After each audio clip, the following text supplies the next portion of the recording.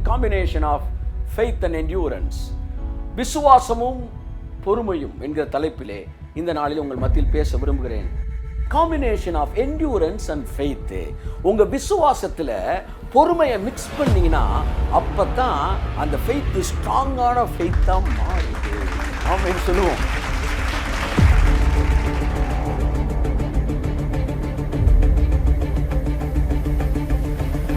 விசுவாசத்துல பொறுமையோடைய பங்கு என்ன என்பதை பார்க்க போகிறோம். பொறுமை இல்லாத விசுவாசம் எப்படி பின்மாற்றத்துக்கு வழிவகுக்கிறது என்பதை பார்க்க போகிறோம். பொறுமையோடு கூட இருக்கிறவர்கள் ஒன்றிலுமே குறைவில்லாதவர்களா இருப்பார்களாம். அவங்க லைஃப்ல இந்த ஒரு ஏரியா தான் சார் அப்படின்னு இருக்காங்க, எல்லா ஏரியாவும் அடிச்சு 100க்கு 100 வாங்கலாம். கை தட்டுங்க வந்தவர்கள். ஆமென்.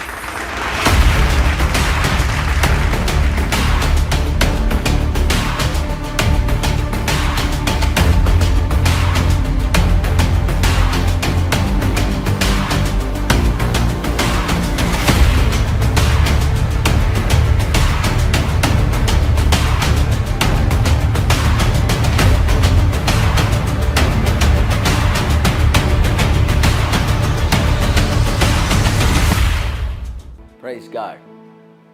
கர்த்தருடைய வார்த்தை நம்மை சிருஷ்டிக்கக்கூடியதாக இருக்கிறது. தேவனுடைய கரம் உங்களோடு கூட இருக்கிறது. நீதிமானுடைய பாதை நண்பகல் வரைக்கும் அதிகமாய் பிரகாசிக்கிற சூரியனின் பிரகாசத்தை போல் இருக்கும் என்று வேதம் சொல்லுகிறது.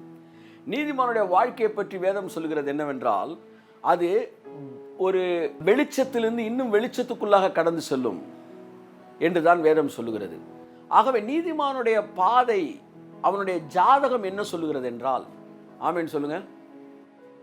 என்னுடைய ஜாதகம் என்ன சொல்லுதுன்னா, சூரியன் பிரகாசிக்கிற மாதிரி நான் இன்னும் பிரைட் ஆகிட்டே போவேன். கையத்தட்டு கையத்தட்டு. ஆமென். ஹல்லேலூயா. சார் உங்க ஜாதகம் அப்படி சொல்லுகிறது. சார் நான் ஒரு பரிசுத்தவான் இல்லை சார். ஆமா, பரிசுத்தவான் என்பது வேறு, நீதிமான் என்பது வேறு. வேதம் நீதிமான்களுக்கு கொடுத்த வாக்குத்தத்தங்களை பரிசுத்தவான்களுக்கு என்று நீங்கள் மாத்திரக்கூடாது. பரிசுத்தவான்களுக்கு சொல்லுகிற வார்த்தை வேறு, நீதிமான்களுக்கு சொல்லுகிற வார்த்தை வேறு. கர்த்தராய் இயேசு கிறிஸ்துவை நீங்கள் சொந்த இரட்சகராய் ஏற்றுக்கொள்ளும் போது கிருபையினாலே விசுவாசத்தை கொண்டு நீங்கள் நீதிமான்கள் ஆக்கப்படுகிறீர்கள். நீதிமான் ஆக்கப்படுவது என்பது இயேசுவை சொந்த இரட்சகராய் ஏற்றுக்கொண்ட ஒவ்வொரு மனுஷனும் நீதிமான் என்று தீர்க்கப்படுகிறான். நீதிமான் என்றால் இயேசுடைய வித்து என்று அர்த்தம். வித்து என்பதற்கும் செயல்பாடுகளை மாற்றுவதற்கும் நிறைய வித்தியாசம் இருக்கு. ஒரு மனிதன் எவ்வளவுதான் செயல்பாடுகளை மாத்தினாலும் அவனுடைய வித்து அது மாற்ற முடியாது. நான் எல்லாத்தையும் மாத்துறேன் அப்படின்னு சொல்றதுனால ஒரு கழுதை குதிரையாக முடியாது. ஒரு குதிரை ஓடவே தெரிலனாலும் அது கழுதையாக முடியாது. கையை தட்டும்போது அவருக்கு ஆமென். ஏனென்றால் கழுதை என்பதும் குதிரை என்பதும் ஓடுவதை பொறுத்ததல்ல, அது வித்தை பொறுத்தது. அப்படியே இயேசுவை சொந்த இரட்சகராக ஏற்றுக்கொள்ளும் போது யோவான் 1:12 சொல்கிறது, அவருடைய நாமத்தின் மேல் விசுவாசம் உள்ளவர்களாய் அவரை ஏற்றுக்கொண்டவர்கள் எத்தனை பேரோ அத்தனை பேரும் அவருக்கு பிள்ளைகளாகும்படி அவர்களுக்கு அதிகாரம் கொடுத்தார். நீங்கள் பிள்ளைகளாகும் போது என்ன நடக்கிறது? நீதிமான்களாய் மாறுகிறீர்கள். நீதிமான்கள் என்கிற இடத்திலிருந்து தான் நீங்கள் பரிசுத்தவான்களாய் மாறுகிறீர்கள். ஸோ நீதிமான்கள் என்பது நீங்க சிட்டிசனா இருக்கிறீங்க, பரலோக ராஜ்யத்துல அவருடைய பிள்ளையா இருக்கிறீங்க. ஆகவே இயேசுவை சொந்த இரட்சகராய் ஏற்றுக்கொண்ட ஒவ்வொரு மனிதன் நீதிமான் என்று தீர்ப்பிடப்படுகிறான், என்று கணிக்கப்படுகிறான் அல்ல, தீர்ப்பிடப்படுகிறான். ஒரு ஜட்ஜு சொல்றாரு, இவனை குற்றவாளி என்று தீர்க்கிறேன். பரலோகம் சொல்லுது, இவனை நீதிமான் என்று தீர்க்கிறேன். கையை தட்டி. அப்ப நீதிமான் என்பது நானானால் என்னுடைய ஜாதகம் என்ன சொல்லுகிறது? என்னுடைய பாதை ஒரு நாளும் மங்கலான பாதை அல்ல, அது வெளிச்சத்திலிருந்து இன்னும் வெளிச்சத்தை நோக்கி கடந்து செல்கிற பாதை. உங்கள் கண்களிலே அது தெரியாவிட்டாலும், உங்கள் பார்வையில் அது பார்க்கப்பட முடியாவிட்டாலும், உங்கள் புத்தியில் அது புரியப்பட முடியாவிட்டாலும், அந்த ஜாதகம் மட்டும்தான் உங்களுக்குள் வேலை செய்து கொண்டு இருக்கிறது. நீங்க சிம்டமே இல்லாட்டினா கூட பயப்படுறீங்களே, வைரஸுக்கு சிம்டம் இல்லை ஆனால் நமக்குள்ள இருக்குமோ? ஒரு எதிர்மறையான விஷயத்துல சிம்டம்ஸ் இல்லாட்டினாலும் பயப்படுற நீங்க, நேர்மறையான விஷயத்துல சிம்டம்ஸ் தெரியலனாலும் ஏன் சந்தோஷப்படக்கூடாது? என் கண்ணுக்கு அந்த சிம்டம்ஸ் தெரியல, என்னுடைய பாதை பிரகாசிப்பது போல் தெரியவில்லை, ஆனாலும் வார்த்தை உண்மையுள்ளது, அது ஒரு நாளும் மாறாது. என் ஜாதகம் சொல்லுகிறது, என் பாதை நண்பகல் வரைக்கும் அதிகமாய் பிரகாசிக்கிற சூரியனின் பிரகாசத்தை போல் இருக்கும். அவன் இலையுதிராதிருக்கிற மரத்தை போல் இருப்பான். கையை தட்டுங்க. ஆமென். வேதம் நம்மை குறித்து என்ன சொல்லுகிறது? ஜாதகம் நம்மை குறித்து என்ன சொல்லுகிறது? நம்ம இலை கூட உதிராத மரம் மாதிரி இருப்போமா? எப்படி மரமா இருப்பீங்களா? இலையே உதிராத மரம் அப்படின்னா உங்க வாழ்க்கையில ஒரு ஆசீர்வாதம் கூட கீழே விழாது. உங்கள் தலைமுடி ஒன்றும் கீழே விழாது. இயேசு சொன்னார். இவையெல்லாம் நம்மை குறித்து வேதத்திலே தேவன் எழுதி வைத்தது. வேதத்தில் உள்ள வார்த்தைகள் 7 தரம் மண் குகையிலே உருக்கி புடமிடப்பட்ட வெள்ளிக்கு ஒப்பான சுத்த சொற்களாய் இருக்கிறதாம். இந்த பைபிள் எழுதப்பட்ட வார்த்தை ஒரு வெள்ளியை 7 தரம் புடமிட்டு அதை வெளியே எடுத்தால் எப்படி இருக்கும்? அப்படி ஒவ்வொரு வார்த்தையும் இருக்கான். கை தட்டுங்களேன் ஒரு. ஆமென். ஹல்லேலூயா. என் அன்புக்குரியவர்களே, இந்த சூழ்நிலை எதிர்மறையானதாய் காணப்படலாம். சில நேரம் நீங்க ஜெபிக்கிற ஜெபத்துக்கு ஒரு ரெஸ்பான்ஸே இல்லாத மாதிரி தெரியலாம். கர்த்தர் சொல்றாரு, நான் சொன்ன வார்த்தை மாறாதது. உன் கண்ணுக்கு அது தெரியாட்டினா கூட நீ சொல்லுகிற ஒவ்வொரு வார்த்தையும் உனக்காக வேலை செய்கிற வார்த்தையாக இருக்கிறது. நீங்கள் தேவனுடைய பார்வையிலே மிகவும் முக்கியத்துவம் வாய்ந்தவர்களாக இருக்கிறீர்கள். அதை நீங்கள் மறந்துடவே கூடாது. வேதம் சொல்லுகிறது, ஒரு காசுக்கு 2 அடைக்கலான் குருவிகள் விற்கப்படுகிறதை நீங்கள் பார்த்திருப்பீர்கள்.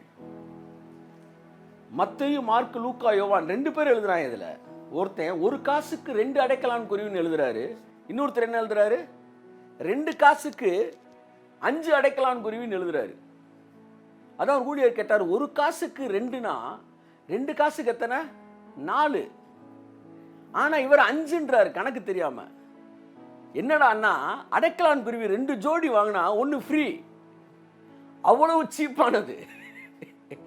அவ்வளவு சீப்பான அந்த அடைக்கலான் குருவி கூட அதில் ஒன்று கூட என் பிதாவின் சித்தம் இல்லாமல் தரையிலே விழுவதில்லை என்றால் அவைகளை பார்க்கலும் நீங்கள் விசேஷித்தவர்கள் அல்லவா? நான் விசேஷித்தவன், நான் எல்லோரையும் போல அல்ல என்கிற உண்மை நமக்கு எப்பொழுது புலப்படுகிறதோ அப்பொழுது பயம் நம்மை விட்டு நீங்குகிறது, கலக்கம் நம்மை விட்டு நீங்குகிறது. நான் தேவனுடைய பார்வையில் விசேஷமானவன். நீ உன் தேவனுடைய பார்வையில் அலங்காரமான கிரீடமானவள். கர்த்தருடைய கையில நான் கிரீடமா? சார், வந்தவன் போனவன்லாம் உங்களை அடிச்சுட்டு போறதுக்கு தேவன் விடுவாரா சார்? நீ மறைவு கட்டப்பட்ட தோட்டம், வேலி அடைக்கப்பட்ட தோட்டமா, மறைவு கட்டப்பட்ட நீரூற்று, முத்திரிக்கப்பட்ட கிணறு. இந்த 3லையுமே ஒரு ப்ரொடெக்ஷனை கொடுக்கிறார் பாருங்க கர்த்தர். ஒரு தோட்டம் மந்த பன்றிகள் எல்லாம் மேய்ந்து போடத்தக்கதாக திறந்து போடப்பட்ட வேலி அல்ல நீங்க உங்க தேவனுடைய பார்வையிலே நீங்கள் வேலி அடைக்கப்பட்ட தோட்டமா, மறைவு கட்டப்பட்ட நீரூற்று. அப்படின்னா எல்லாமே வாய் வைக்க முடியாது, அந்த தண்ணியை குடிக்க முடியாது, அவர் மட்டும்தான் குடிப்பார் அந்த தண்ணியை. அப்படிப்பட்ட நீரூற்று நீங்க. முத்திரிக்கப்பட்ட கிணறு. பாருங்க, சில கிராமங்களுக்கு போய் நீ கிணறு பார்த்தீங்கன்னா தெரியும், மேலே ஒரு பெரிய வலை மாதிரி போட்டு ஒரு பூட்டு போட்டிருப்பாங்க. எல்லாரும் தண்ணி எடுக்கலாம் முடியாது, அதுக்கு பாத்தியமானவர்கள் மட்டும் வந்தால் தான் திறக்க முடியும். அப்படித்தான் உங்க மேல ஒரு முத்திரை இருக்கிறது. பயப்படாதீங்க. உலகம் போற போக்கில் போவதற்கு நீங்கள் காற்றினால் அடிபட்டு அலைகிற அலை அல்ல. துன்மார்க்கர்கள் காற்றினால் அடிபட்டு அலைகிற இலையா இருக்கிறாங்களாம், பதரா இருக்கிறாங்களாம். ஆனா நீதிமானோ நித்திய அஸ்திவாரம் உள்ளவன். நீங்கள் அவருடைய பார்வையில் விசேஷமானவர்கள். அதை நீங்க மறந்துடவே கூடாது. எல்லாம் சொல்லுங்க, நான் அவருடைய பார்வையில் விசேஷமானவன். ஆமென். ஆகையால் அவருடைய ஒரு ஊழியர் தான் சொன்னார், தேவனுடைய நேரடி பார்வையில் நீங்கள் இருக்கிறீர்கள். எல்லாம் சொல்லுங்க, நான் தேவனுடைய நேரடி பார்வையில் இருக்கிறேன். என் அன்புக்குரியவர்களே, ஆகவே ஒரு விசேஷித்த தேவனுடைய கரம் உங்கள் மீது இருக்கிறது. நீங்கள் இந்த உலகத்தின் போக்கை பார்த்து பயப்பட வேண்டிய அவசியம் இல்லை. தேவன் உங்களுக்கு சொன்ன வாக்கு தத்தங்களை அவர் நிச்சயமாகவே நிறைவேற்றி முடிப்பார். அவருடைய வார்த்தைகளில் ஒன்றும் கீழே விழாது. அவை அத்தனையும் உங்கள் வாழ்க்கையிலே தேவன் நிறைவேற்றுகிற தேவனாக இருக்கிறார். ஆமென் சொல்லுங்க. ஆகவே உங்கள் விசுவாசத்தோடு கூட தைரியத்தோடு ஞானத்தோடு கூட இச்சையடக்கத்தோடு சகோதர சிநேகத்தோடு பொறுமையும் சேர்த்துக் கொள்ளுங்கள். பொறுமையோடு நீங்கள் காத்திருங்கள். உங்கள் வாக்குத்தத்தங்கள் எல்லாம் ஒன்றன் பின் ஒன்றாக நிறைவேறுவதை உங்கள் கண்கள் காணும். ஹல்லேலூயா.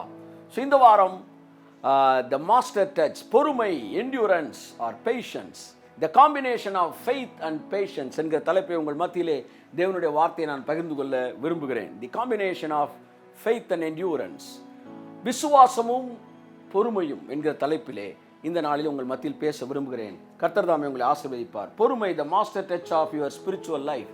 உங்கள் ஆவிக்குரிய வாழ்க்கையோட மாஸ்டர் டச் என்னன்னா அது பொறுமை. ஒரு மனிதன் இதை கற்றுக்கொள்ளும் போது அவன் வாழ்க்கையில் பின்மாற்றம் என்கிற ஒன்றே இராது.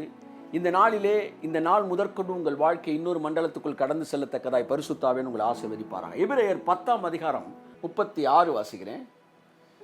நீங்கள் தேவனுடைய சித்தத்தின்படி செய்து வாக்குத்தத்தம் பண்ணப்பட்டதை பெரும்படிக்கு பொறுமை உங்களுக்கு வேண்டியதாய் இருக்கிறது. ஆமென். அண்டர்லைன் த வேர்ட் பொறுமை. எல்லாரும் சொல்லுங்க, பொறுமை உங்களுக்கு வேண்டியதாய் இருக்கிறது. எல்லாம் சொல்லுங்க, பொறுமை உங்களுக்கு வேண்டியதாய் இருக்கிறது. சில நேரம் டாக்டர் சொல்லுவாங்க அவங்கள பார்த்து, உங்களுக்கு ரெஸ்ட் வேண்டியதாக இருக்குது சார் அப்படின்வாங்க. ஆமென். அப்படி சொல்கிற மாதிரி இங்கே தேவன் சொல்கிறாரு, வாக்குத்தத்தம் பண்ணப்பட்டதை நீங்கள் பெற்றுக்கொள்ளும்படிக்கு. நல்லா பாருங்க, வாக்குத்தத்தத்தை வாங்குறது வேற, வாக்குத்தத்தம் பண்ணப்பட்டதை வாங்குறது வேற. கையை தட்டுங்க. நம்மெல்லாம் வாக்குத்தத்தத்தை வாங்குறோம், ஆனால் ஆபிரகாம் வாக்குத்தத்தம் பண்ணினதை வாங்கினான். புரிஞ்சவங்க மட்டும் அல்லேலூயா சொல்லுங்க. நான் உனக்கு ஒரு வீடு தருவேன், நான் வாக்குத்தத்தம். நம்ம வாக்குத்தத்தத்தை வாங்குறோம், ஆபிரகாம் வீடே வாங்கினான். வாக்குத்தத்தம் பண்ணப்பட்டதை பெற்றுக்கொண்டான். வாக்குத்தத்தத்தை வாசிப்பது வேறு, அதை பெறுவது வேறு. இந்த செய்தி உங்களை எங்க கொண்டு போகுது தெரியுமா? இது வரைக்கும் வாக்குத்தத்தத்தை வாசிச்சுக்கிட்டு இருந்த நீங்க, இது வரைக்கும் வாக்குத்தத்தத்தை வாங்கின நீங்க, இனி வருகிற நாட்கள்ல வாக்குத்தத்தம் பண்ணப்பட்டதை வாங்க போகிறீர்கள். கரங்களை தட்டி கர்த்தருக்கு நன்றி சொல்லுவோம். ஆமென், ஆமென். வாக்குத்தத்தம் பண்ணப்பட்டவைகளை பெரும்படிக்கு பொறுமை உங்களுக்கு வேண்டியதா இருக்கிறது. The combination of endurance and faith. உங்க விசுவாசத்துல பொறுமையை மிக்ஸ் பண்ணீங்கன்னா அப்பதான் அந்த ஃபெய்த் ஸ்ட்ராங்கான ஃபெய்த்தா மாறுது. ஆமென் சொல்லுவோம். ஆமென், ஆமென். 11ஆம் அதிகாரம் முழுவதும் விசுவாசத்தை பற்றி பேசுகிறது. 11 விசுவாசத்தை ஸ்டார்ட் பண்ண போறாரு. 2 வசனத்துக்கு முன்னாடி 10 சொல்றாரு, பொறுமை உங்களுக்கு அவசியமா இருக்கிறது அப்படின்றார். அப்படின்னா என்ன அர்த்தம்னா, விசுவாசத்தை பற்றி பேசுவதற்கு முன்பாக பொறுமையை பற்றி கர்த்தர் பேசுறார். அப்படின்னா விசுவாசத்திற்கு பொறுமை அவசியமா அப்படின்னா இது எப்படி இருக்குன்னா, டீ குடிக்கிறோம்ல, டீக்கு ஜீனி போடுறது அவசியமா அப்படின்னா, ஜீனி போட்டாதான் அது டீ, ஜீனி போடாட்டி அது கஷாயம். அப்ப ஃபெய்த்னா, ஃபெய்த்தோட நீங்க பொறுமையை சேர்க்கணுமா சார் அப்படின்னா, பொறுமை சேர்ந்தாதான் ஃபெய்த்தே. பொறுமை சேரலனா, நல்லா கவனிங்க, பொறுமை இல்லாத விசுவாசம் என்பது உணர்ச்சி வசப்பட்ட மனநிலை, அது விசுவாசம் அல்ல. ஆமென். இங்கே தான் ஒரு மெச்சூர்ட் ஃபெய்த்னா என்னன்றதை நம்ம பார்க்குறோம். இப்போ நான் உங்கள்கிட்ட என்ன பேசிட்டு இருக்கிறேன்னா, வாக்குத்தத்தத்தை பெறுவது அல்ல, வாக்குத்தத்தம் பண்ணப்பட்டதை பெறுவதுதான் வாழ்க்கை. வாக்குத்தத்தத்தை வாசிப்பதல்ல, வாக்குத்தத்தத்தை பெறுவது, வாக்குத்தத்தம் பண்ணப்பட்டதை பெறுவது. நான் உனக்கு ஒரு வீடு தரேன் அப்படின்னா அது வாக்குத்தத்தம். ஆனா வீடே நீங்க வாங்குனீங்கன்னா வாக்குத்தத்தம் பண்ணப்பட்டதே வாங்கிட்டீங்க. நான் உனக்கு ஒரு குழந்தை தர்றேன் அப்படின்னா அது வாக்குத்தத்தம். அந்த குழந்தையவே வாங்கிட்டீங்கன்னா வாக்குத்தத்தம் பண்ணப்பட்டதே வாங்கிட்டீங்க. இந்த நாள், இந்த செய்தி உங்களை வாக்குத்தத்தத்தை பெறுவதிலிருந்து வாக்குத்தத்தம் பண்ணப்பட்டதை பெறுகிற இடத்திற்கு உங்களை அழைத்து செல்ல போகிறது. உங்கள் கண்கள் பல அற்புதங்களை பார்க்க போகிறது. பல நாட்கள் பெண்டிங் அந்த வாக்குத்தத்தங்களெல்லாம் ஒன்றன்பின் ஒன்றாக வாக்குத்தத்தம் பண்ணப்பட்டதை உங்கள் கண்கள் காணத்தக்க உங்கள் கைகள் பெறப்போகிறது. பொறுமை என்கிற மாபெரும் ரகசியத்தை நீங்கள் கற்றுக்கொள்ளும் போது உங்கள் வாழ்க்கையிலே மற்றவர்களுக்கு கிடைக்காத மேலான காரியங்களை நீங்கள் பெற்றுக்கொள்ள போகிறீர்கள். இந்த நாளிலே பொறுமையின் the role of endurance in your faith, உங்களுடைய விசுவாசத்தில் பொறுமையோடைய பங்கு என்ன என்பதை பார்க்க போகிறோம். பொறுமை இல்லாத விசுவாசம் எப்படி பின்மாற்றத்துக்கு வழிவகுக்கிறது என்பதை பார்க்க போகிறோம். பொறுமையோடு கூட இருக்கிறவர்கள் ஒன்றிலுமே குறைவில்லாதவர்களாக இருப்பார்களாம். அவங்க லைஃப்பில் இந்த ஒரு ஏரியா தான் சார் அப்படின்னே இருக்காதான், எல்லா ஏரியாவும் அடிச்சு 100க்கு 100 வாங்கலாம். கை தட்டுங்க வந்தவர்கள். ஆமென், ஆமென். இந்த நாள் அந்த ரகசியத்தை நீங்கள் கற்றுக்காங்க. உங்கள் வாழ்க்கையில் எல்லாத்துலேயுமே 100க்கு 100 நீங்கள் வாங்குவீங்க. ஆமேன். இந்த பொறுமை வந்து அவ்வளோ பெரிய ஆசீர்வாதம். வேணா அதை கூட நம்ம முதல் எடுத்தோன்னு வாசிப்போமே. யாக்கோபு முதல் அதிகாரத்திலே வாசிப்போம். 1ஆம் அதிகாரம் 4ஆம் வசனம். நீங்கள் ஒன்றிலும் குறைவுள்ளவர்களாயிராமல் பூரணராயும் நிறைவுள்ளவர்களாயும் இருக்கும்படி பொறுமையானது பூரண கிரியை செய்ய கடவது. ஹல்லேலூயா. இதில் எனக்கு பிடிச்ச வார்த்தை, ஒன்றிலும் குறைவுள்ளவர்களாயிராமல். ஹெல்த்து, ப்ராஸ்பெரிட்டி, ஃபேமிலி, குழந்தைகள், வந்து வேலை, நற்பெயர், எல்லாத்துலேயுமே நீங்கள் குறைவே இல்லாமல் இருப்பீங்களாம். ஒன்றிலும் குறைவில்லாதவர்களாக இருக்கணும்னு எத்தனை பேர் விரும்புறீங்க? ஒரு ஆமேன் சொல்லுங்களேன். அப்போ ஒரு ரகசியம் என்ன தெரியுமா? நீங்கள் பொறுமையாக காத்திருந்தீங்கன்னா நீங்கள் எதெல்லாம் குறைவு இருக்கோ அத்தனை குறைவு நிறைவாக மாறுமா. ஆவியான ஒரு அழகான ஒரு விஷயத்தை இன்னைக்கு சொல்லிக் கொடுக்குறாரு உங்களுக்கு. பொறுமை உங்களில் பூரண கிரியை செய்ய கடவுது. பொறுமை உங்களுக்கு பூரணத்தை தருமா? பெர்ஃபெக்ஷன். என்டியூரன்ஸ் அப்படின்னா பெர்ஃபெக்ஷன். இது வரைக்கும் வாக்குத்தத்தத்தை பெற்ற வாழ்க்கை இனி வாக்குத்தத்தம் பண்ணப்பட்டதை பெறுகிற வாழ்க்கை மாறுவதா. என் வாழ்க்கையில ஒரு நம்பிக்கை வருது, என் வாழ்க்கையில ஒரு வெளிச்சம் தெரியுது. என்னன்னா, எனக்கு சொன்னதெல்லாம் எப்படி நான் வாங்கிடுவேன்டா அப்படின்னு தெரியுது. எப்போ பொறுமை உங்களுக்குள்ள வர ஆரம்பிக்குதோ அன்னைக்கு உங்கள்கிட்ட சொன்னதையெல்லாம் உங்க வாழ்க்கையில நீங்கள் நிறைவுள்ளவர்களாக வாங்க ஆரம்பிக்கிறீர்கள். ஒன்றன் பின் ஒன்றாய் உங்கள் வாழ்க்கையில் நடக்க ஆரம்பிக்கிறது. இப்போ இந்த பொறுமை என்றால் என்ன என்பதை முதல் நான் உங்கள்கிட்ட பேசுகிறேன். இந்த பொறுமை வந்து உங்களை என்ன ஆகிக்கிறதுனா பூரண புருஷனாக்குதான். பூரண புருஷன்னா என்ன? இந்த கம்ப்ளீட் மேன் அப்படின்வாங்க. பாடி லைன் அந்த காலத்தில் வந்து அட்வர்டைஸ்மெண்ட்டுக்கு சொல்லுவாங்க. பாடி லைன் தி கம்ப்ளீட் மேன் அப்படின்னு ஒரு அட்வர்டைஸ்மெண்ட் கொடுப்பாங்க. பாடி லைனா ரேமன்ஸ் கொடுப்பாங்க. தி கம்ப்ளீட் மேன் அப்படின்னா அதுக்கு மேலே ஒன்றுமே தேவையில்லையா அவருக்கு? எல்லாம் இருக்கியா, நல்ல ஜாபு, நல்ல சம்பாத்தியம். சும்மா ஒரு பல்சரை வாங்கினோன்னா கல்யாணம் கட்டுறதுக்கு பொண்ணு தர கிடையாது. நோ, அது வந்து தமிழ் படம். த கம்ப்ளீட் மேன்றது பல்சர் வாங்கினோன்னு நடக்கிறது கிடையாது. அல்சர் இல்லாமல் இருக்கணும், வந்து நிறைய விஷயங்கள் இருக்குது.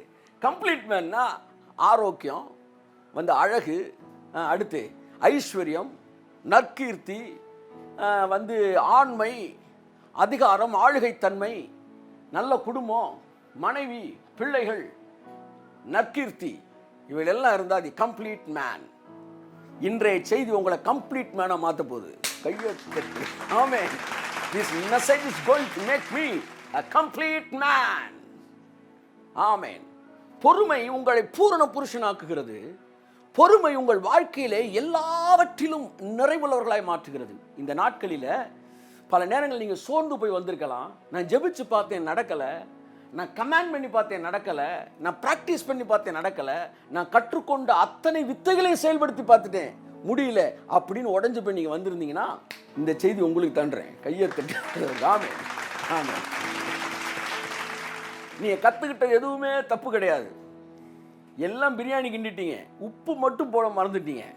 இப்போ இந்த சால்ட்டை நீங்கள் போட்ட உடனே டோட்டல் இது வரைக்கும் கற்றுக்கிட்ட எல்லாமே உயிர் உள்ளதாக மாறப்போகுது. கையை தட்டுங்க ஒருவருக்கு. ஆமென். Praise the lord. ஹல்லேலூயா.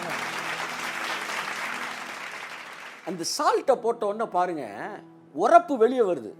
எல்லாம் சொல்லுங்க. நீங்கள் உப்பு போடாமல் உரப்பு எவ்வளோ வேணாலும் போட்டுக்கிட்டே இருங்க, உரப்பே தெரியாது. சரி, இன்னும் உரப்பு பத்தலையே அள்ளி போட. தம்பி, மசாலா பொடியை போடாத, உப்பை போடு. நீ ஏற்கனவே போட்ட மசாலா பொடி வெளியே வரும், கும்முன்னு வெளியே வரும். அப்போ நீங்கள் சால்ட்டு போட்டோன்னு சால்ட் என்ன செய்யுதுன்னா எல்லா டேஸ்ட்டையுமே வெளியே கொண்டு வருது. அப்படி தான் பொறுமை உங்கள் வாழ்க்கைக்குள்ளே வந்துருச்சுன்னா நீங்கள் கற்றுக்கிட்ட எல்லா சத்தியமே அப்படி உயிருள்ளதாக மாறும். அப்போ இந்த பொறுமைனா என்ன, விசுவாசம்னா என்ன? இந்த விசுவாசம் பொறுமை இல்லாமல் செயல்படும் போது பேக் ஸ்லைடிங்குள்ள அநேகர் போகிறதுக்கு காரணம் அதுதான். ஆனால் பொறுமையோடு போகும்போது அவன் சக்ஸஸ்ஃபுல்லான ஒரு மேனாக மாறுறான். ஆவியானவர் என்கிட்ட சொன்னார், விசுவாசம் எப்பொழுதும் வெற்றியில் தான் முடிகிறது அப்படின்னாரு. விசுவாசம் எப்பொழுதும் வெற்றியில் தான் முடிகிறது, ஆனால் அது எப்பொழுதும் தோல்வியில் தான் ஆரம்பிக்கிறது.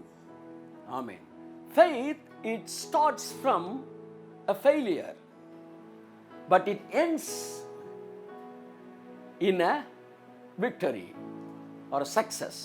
அப்போ ஃபெய்த் வந்து ஒரு தோல்வியில் தான் நம்ம ஆரம்பிக்கிறோம். வாழ்க்கையில் பணமே இல்லாத ஒரு நிலவரம். அப்போ தேவன் சொல்கிறாரு, என் மகனே, உன்னை அநேக ஜாதிகளுக்கு கடன் கொடுக்கத்தக்கதை உன்னை நான் மாற்றுவேன் அப்படின்னு கர்த்தர் சொல்லி விசுவாசத்தை ஊற்றுறார். அப்போ தோல்வியில் தான் விசுவாசம் என்ன செய்து வருது. விசுவாசம் நீங்கள் வெற்றி வந்த பிறகு விசுவாசம் வந்துச்சா, விசுவாசம் வந்த பிறகு வெற்றி வந்துச்சா? விசுவாசம் தான் முதல் வந்துச்சு. அடுத்து தோல்வியில் ஆரம்பித்த விசுவாசம் எங்கே முடியுது? வெற்றியில் முடியுது. ஆமேன்னு சொல்லுங்க. இப்போ பொறுமை எங்கே வருது? இந்த தோல்வியிலிருந்து வெற்றியை நோக்கி பயணம் பண்றீங்க பார்த்தீங்களா? இந்த கேப்ல இருக்கு பாருங்க, இந்த கேப்புக்கு பேர் தான் பொறுமை. கையை தட்டுங்க ஒருவருக்கு. ஆமென். ஹalleluya. So gap in between the success and failure, it's called endurance. அப்ப நீங்க வெற்றியை நோக்கி நடைபெறுகிற அந்த அந்த பயணம் இருக்கு பார்த்தீங்களா? அந்த பயணம் தான், அந்த பயணத்தின் காலம் தான் பொறுமை. அப்ப விசுவாசம் எப்பொழுதும் வெற்றியில் தான் முடிகிறது, ஆனால் அது தோல்வியில் தான் ஆரம்பிக்கிறது. இந்த தோல்விக்கும் வெற்றிக்கும் இடைப்பட்ட பிரயாணம் ஒன்று இருக்குது பார்த்தீங்களா? அதுதான் பொறுமை. கட்டாயம் தேவன் சொன்னதை எனக்கு நிறைவேற்றுகிறார். ஆமாம். இப்போ பாருங்க, பண தேவையில் இருக்கிறீங்க, பண தேவையில் இருக்கிறீங்க, சரியா? பண தேவையில் இருக்கிறீங்க, இங்க ஐஸ்வர்யத்துக்கு வரீங்க, ஐஸ்வர்யம். இப்ப இந்த விசுவாசம் பண தேவையிலிருந்து உங்களை ஐஸ்வர்யத்துக்கு கொண்டு போகுது. இந்த கொண்டு போயிட்டு இருக்க இந்த டைமிங் இருக்கு பார்த்தீங்களா? இதுதான் வந்து பொறுமை. சிலர் மதுரையிலேருந்து மெட்ராஸ் பஸ்ஸில் ஏறிட்டு மேலூர் அந்த ஒத்த கடை வந்த உடனே எங்க மெட்ராஸை காணோம், மெட்ராஸை காணோம்னு பஸ்ஸை விட்டு இறங்கிடுறாங்க. நீ அமைதியாக உட்காந்துருப்பா, மெட்ராஸ் என்ன செய்யும்? வரும். அப்போ ஒரு நாள் ஐஸ்வர்யம் நமக்கு வரல, ஆனால் தொடர்ந்து நாம் பேசிக்கொண்டு இருந்தோம். அப்போ நம்ம பேசிக்கிட்டு இருக்கும்போது ஒரு நிலவரம் இருக்குல்ல, அந்த நிலவரம் என்ன? ஐஸ்வர்யமா பண தேவையா? பண தேவையில தான் இருக்கிறோம். அப்போ பண தேவையில இருந்தாலும் நம்ம தோத்துக்கிட்டு இருக்கல, வெற்றியின் பாதையில் இருக்கிறோம். கரங்களை கட்டி கர்த்தர் நன்றி சொல்லுவோம். நீங்கள் வியாதியில் இருக்கிறீர்கள், வியாதியில் இருக்கிறீர்கள், ஆனால் வியாதி இல்லாத ஆரோக்கிய வாழ்க்கையை பேசிக்கொண்டு இருக்கிறீர்கள். ஆரோக்கியம், வியாதியே இல்லாத வாழ்க்கை, அதை பேசிக்கிட்டு இருக்கீங்க. அப்போ இந்த விசுவாசம் இந்த வியாதி நிலைமையிலிருந்து உங்களை ஆரோக்கியத்தின் வாழ்க்கைக்கு கொண்டு போகுது. இப்போ அந்த கொண்டு போகிறதுக்கு இடையில ஒரு கேப் இருக்கு பார்த்தீங்களா? அந்த கேப்பில் நீங்கள் எப்படி இருக்கிறீங்க? பலவீனமாக தான் இருக்கிறீங்க. அப்போ அந்த பலவீனமாக இருக்கிறனால நீங்கள் தோல்வியில் இருக்கிறீங்களா? இல்லை, வெற்றியின் பாதையில் இருக்கிறீர்கள். வெற்றியின் பாதையில் இருக்கிறீர்கள். அந்த வெற்றியின் பாதைக்கு பெயர் தான் பொறுமை. அந்த பொறுமை என்ன செய்யுது? அழகா உங்களை கொண்டு போய் ஆரோக்கியத்தில் கொண்டு வந்து சேர்க்குது. அந்த பொறுமை அழகா உங்களை கொண்டு வந்து ஐஸ்வர்யத்தில் சேர்க்குது. ஒன்றிலும் குறைவில்லாதவர்களாய் எல்லாவற்றிலும் உங்களுக்கு தேவையானதை செய்து முடிக்கிறது. அது பொறுமை இருக்கிற விசுவாசம் தான் விசுவாசம். பொறுமை இல்லாவிட்டால் அதற்கு பெயர் விசுவாசம் அல்ல, அது உணர்ச்சி வசப்பட்ட மனநிலைமை. இன்னைக்கு 100 பேர்ல வந்து ஃபெய்த்தில் இருக்கிறேன்னு சொல்றவங்க யாரெல்லாம் வந்து பொறுமை இல்லாமல் இருக்கிறாங்களோ அவங்கலாம் உணர்ச்சி வசப்பட்டவங்க, எமோஷனல் இன்பேலன்ஸ்ட். அதாவது இன்னைக்கு வந்து ஒன்று கேட்குறேன், நாளைக்கு அது நடக்கலை, அப்போ என் விசுவாசம் பொய்யா? நான் கற்றுக்கிட்ட சத்தியம் பொய்யா? இயேசுநாதரே பொய்யா? அப்படி வந்துட்டான். இல்லை, இயேசுநாதர் அனுப்புன பிதா பொய்யா? எது பொய் அப்படின்றார். கர்த்தர் சொல்றது எதுவுமே பொய் இல்லைப்பா. நீ ஏறினது மெட்ராஸ் பஸ் தான், ஆனால் மெட்ராஸ் வர்றதுக்குள்ள நீ இறங்குற. அப்ப உன் சத்தியம் உண்மை, எல்லாம் உண்மை. பைபிள் சொல்லுது, வாக்குத்தத்தம் பண்ணப்பட்டவைகளை பெற்றுக்கொள்வதற்கு பொறுமை உங்களுக்கு வேண்டியதாக இருக்கிறது. கர்த்தரை நோக்கி நான் காத்திருந்தேன். சங்கீதம் 40:1 சொல்லுது, அந்த வசனத்தை வாசிப்போம். கர்த்தருக்காக பொறுமையுடன் காத்திருந்தேன், அவர் என்னிடமாய் சாய்த்து என் கூப்பிடுதலை கேட்டார். கரங்களை தட்டி கர்த்தருக்கு நன்றி சொல்லுவோம். ஒரு விஷயத்தை கடவுள்கிட்ட கேட்கும்போது, ஒரு விஷயத்தை கடவுளிடம் தேவனிடத்தில் கேட்கும்போது தாவீது இங்க சொல்றாரு, கர்த்தருக்காக பொறுமையுடன் காத்திருந்தேன். ஒரு ஜெபம் பண்ணிட்டீங்கன்னா அந்த ஜெபத்துக்கு கட்டாயம் உங்களுக்கு பதில் இருக்கு. அந்த பதிலுக்காக நீங்கள் காத்திருக்க வேண்டும். எதுவரைக்கும் காத்திருக்க வேண்டும்? அடுத்த கேள்வி. எதுவரைக்கும்னாலே அங்க பொறுமை இல்லைன்னு அர்த்தம். அவன் ஏதாச்சும் டைம் பீரியட் கேட்குறான். ஒரு வாரம், ஒரு மாதம் சொல்லுங்க, கண்ணை மூடிட்டு இருக்கிறேன்றான். இந்த கண்ணை மூடிட்டு இருக்கிறதுக்கு பேர் பொறுமையே கிடையாது. பொறுமை என்றால் என்ன?